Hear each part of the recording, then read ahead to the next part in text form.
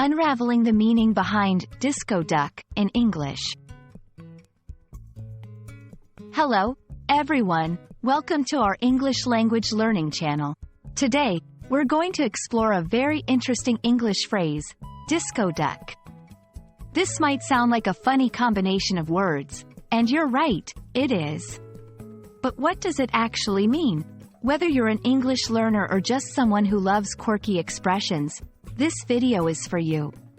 Let's dive in and shake our tail feathers as we discover the story and usage of disco duck. Disco duck might conjure images of a duck dancing under a disco ball, and that's not far off. This phrase actually originated from a novelty song in the 1970s called Disco Duck, performed by Rick Dees. It was a satirical take on the disco craze, with a catchy tune that featured a person imitating a duck's voice.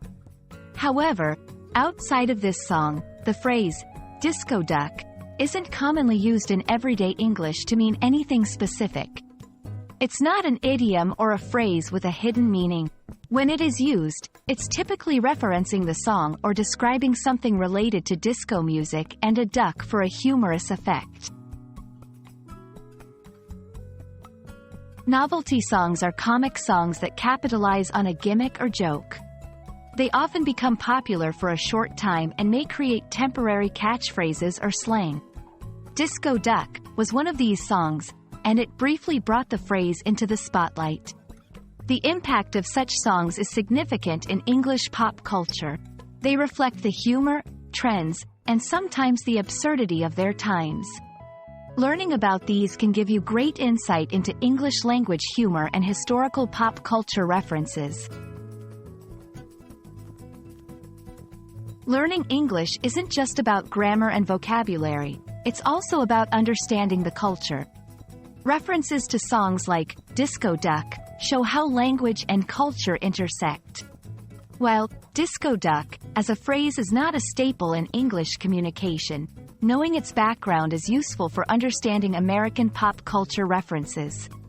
When you come across similar expressions, look at the context to see if it's a cultural reference.